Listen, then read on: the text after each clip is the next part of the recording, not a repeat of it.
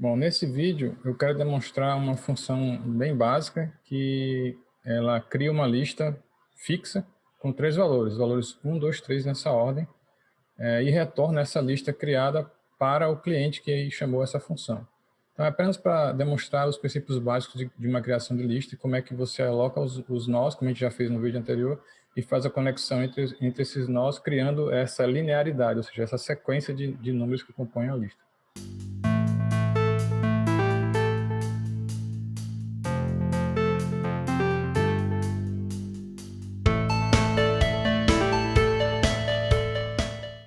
Então, eu já fiz aqui um desenho inicial. Você tem um código principal, declarando o main, como a gente fez anteriormente. Aí você tem aqui a declaração de um ponteiro para um nó. Esse L, eventualmente, vai ser o início da lista, vai ser o primeiro nó que marca o início da lista. Toda lista ela começa por algum nó. Então, eu tenho que ter uma variável no cliente que vai guardar o endereço do primeiro nó da lista. Uma vez eu tendo o primeiro nó e a lista sendo bem construída, é possível eu navegar por essa lista só saltando, usando o campo next do nó para poder ir para os próximos elementos. Então, eu estou aqui, nesse caso, chamando uma função build123, que teoricamente vai criar para mim uma lista com os elementos 1, 2 e 3, e retornar o endereço do primeiro bloco para a variável L que guarda endereços. Tá, então, aqui ao lado eu tenho na pilha de execução o main, que foi chamado primeiro, com o endereço do L, que por enquanto, como eu não inicializei, eu não sei qual é o endereço que tem aqui, eu estou exatamente nesse ponto aqui. Eu executei isso daqui, estou nesse momento, então o main ele é congelado e passa a executar, a chamar a função build123, que é empilhada em cima do main. Lembrando que a pilha aqui nesse exemplo está crescendo para baixo. Tá? Aqui dentro do 1, 2, 3, eu vou criar uma variável que vai guardar o início da lista, temporário, né, digamos assim. Eu vou chamar esse aqui de head, seria a cabeça da lista, e esse aqui seria head, no lugar do L. Tá? Então, com isso, a gente troca o nome aqui, e essa variável passa a ser head. Lembrando que ela é um ponteiro, tá? Vamos fazer direito aqui. Lembrando que ela é um ponteiro, que se chama head. E aqui dentro do build, nós vamos declarar esse L, que é também um ponteiro que guarda endereços de blocos de nó. Ok? Então, o próximo comando aqui seria criar o primeiro nó que vai compor a lista. Então, pronto, vamos começar a criar cada nó que vai compor a lista. Eu quero 3 nós, um nó com valor 1, um nó com valor 2 e um nó com valor 3. Então, a solução trivial inicial é você declarar 3 ponteiros aqui. Eu vou chamar de N1, N2 e N3. Então, assim, pode parecer no início, vocês vão perceber depois que esses 3 ponteiros vão ser desnecessários, dá para você criar com um único ponteiro, mas para tornar a explicação mais fácil inicialmente, vamos fazer dessa forma. Então, aqui, na função, eu já vou começar com o ponteiro 1, N1, recebendo um novo nó, new, com o valor 1 armazenado em seu interior.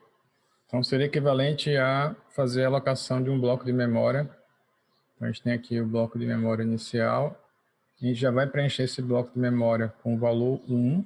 E você lembra que, por default, ele já vai colocar nulo aqui, né? Então, é como se você tivesse um ponteiro que não aponta para ninguém, indicando que a lista só contém um elemento. E esse bloco de memória, vamos colocar ele mais para cá, suponha que ele está no endereço 120. Então, é esse endereço que você vai colocar aqui na caixinha e vamos simbolizar como um ponteiro que aponta para o heap. O mesmo processo eu faço agora com os outros 2 nós a seguir. Então, como vocês podem ver, basta repetir o mesmo comando mais 2 vezes. Isso vai gerar 3 nós na memória heap, cada um com os valores 1, 2, 3, já que eu marquei aqui, eu indiquei no construtor que as informações seriam essas, e os 3 nós começam apontando para nulo. Notem que aqui nas caixinhas, nos ponteiros, eu tenho os endereços que o new retornou. 120 para o primeiro bloco, 80 para o segundo e 430 para o terceiro. O que eu tenho que fazer agora é a conexão do 1 para o 2 e do 2 para o 3. Então, isso pode ser feito da seguinte forma. Vou subir aqui um pouco para a gente poder focar melhor. Eu posso fazer o nó 1. Na verdade, o que eu quero dizer é o seguinte. Lá no conteúdo do nó 1, ou seja, lá no struct N1, no campo next desse struct, eu quero que ele receba o endereço do bloco N2. Então, seria N2. Lembrando que quando a gente tem... É aquele princípio que eu falei lá no começo, em um dos vídeos anteriores. Quando você tem ponteiro recebendo ponteiro, os dois passam a apontar para o mesmo lugar. Lembra que é um princípio que eu mencionei lá atrás, que era importante vocês lembrarem disso. Então, basicamente o que eu estou fazendo aqui é, onde você tem essa caixinha aqui, o next do N1, eu quero fazer ela guardar o endereço 80, que é onde fica o N2. Então, basicamente, eu estou conectando esse nó com o de baixo.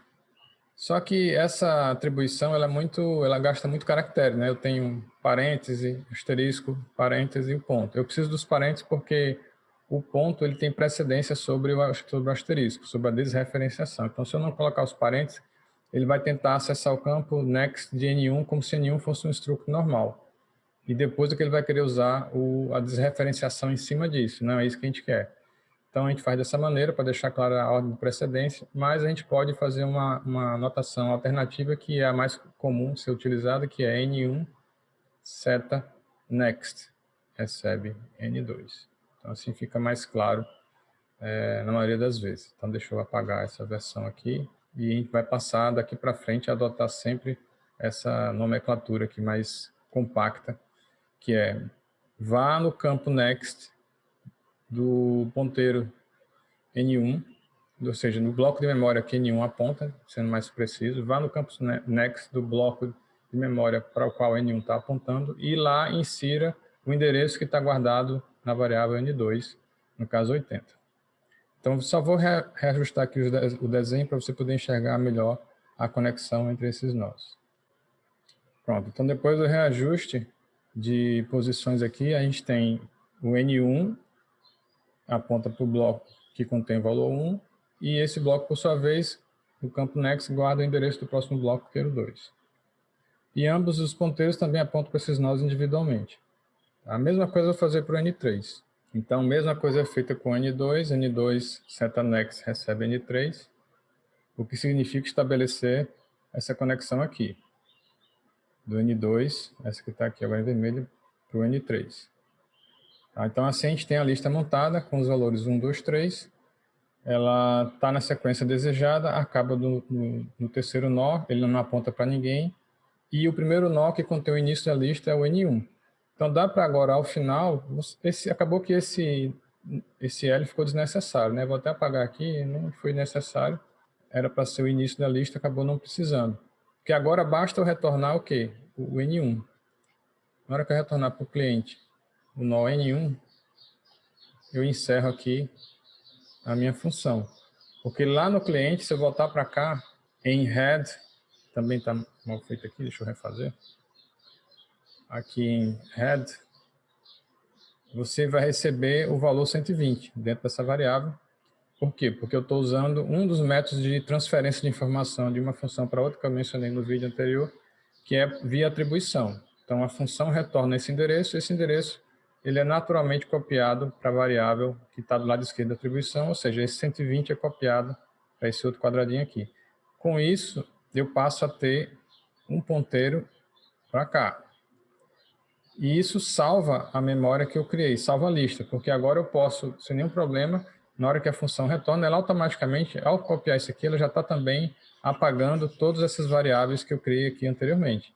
Note que fazer isso não destrói a lista. Eu estou apagando as variáveis, mas a lista continua lá, existente no heap. Lembrando que o heap é uma região de memória persistente, então ela persiste de uma chamada para outra, ela não é apagada quando uma função é finalizada, e sim apenas quando o programa termina. Então, essa parte toda aqui eu desempilhei a chamada do build 1, 2, 3, voltei para o main, e agora o head contém 120, que é o endereço do primeiro bloco. Uma vez que eu tenho o primeiro bloco, eu consigo saltar para os demais blocos e justamente como fazer essa navegação na lista que eu vou mostrar no próximo vídeo, sobre como a gente pode fazer esse tipo de percorrimento na lista para poder, por exemplo, imprimir o conteúdo da lista. Então aqui a gente tem a implementação do que a gente acabou de projetar, né? Da forma que a gente escreveu no quadro negro. Só alguns ajustes que precisaram ser feitos, por exemplo, quando você chamar a função build 123, você tem que informar o argumento template, no caso inteiro. Tá? Então essa modificação precisa ser feita e declarar template type name T na frente da função, porque é uma função template. Agora sim, com relação à melhoria do código, você não precisou, se você parar para, vamos voltar aqui para o... Bom, o desenho já foi desfeito, mas você pode melhorar essa alocação utilizando somente um ponteiro.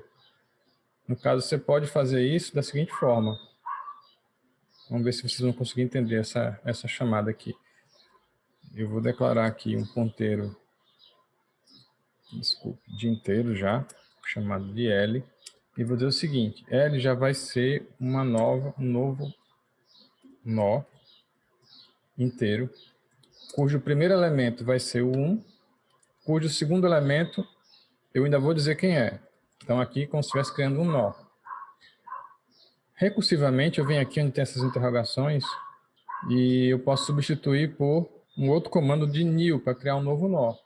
Lembrando que o comando new retorna o endereço, então está compatível. Eu vou pegar o endereço que esse comando vai retornar e colocar no campo next do primeiro nó. Então aqui eu crio um new inteiro, um novo nó que guarda inteiros, cujo elemento que eu quero guardar nesse novo nó é 2, que aponta para não sei quem. E aí eu repito o mesmo processo. Essas três interrogações aqui, elas podem ser substituídas pelo endereço do próximo bloco na sequência, que é o 3. Então basta eu tirar isso aqui e dizer que isso aqui, por sua vez, vai ser um novo nó que guarda inteiros, cujo elemento desse nó vai ser o 3. E aí sim eu posso deixar o campo seguinte por default vazio, que vai ser no PTR, porque o terceiro bloco não aponta para ninguém.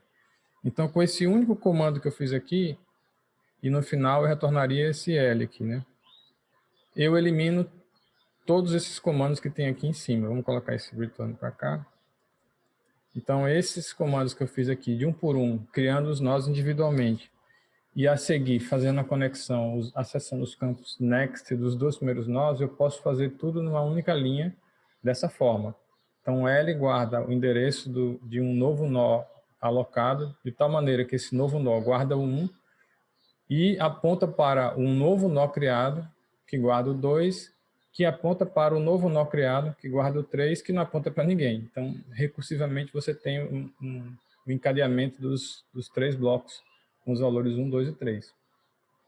Só que assim, não dá para a gente testar esse código ainda, porque a gente não tem uma forma de percorrer a lista para imprimir seu conteúdo. Então, no próximo vídeo eu vou explicar esse idioma de programação muito comum, que é percorrimento de lista, simplesmente encadeado.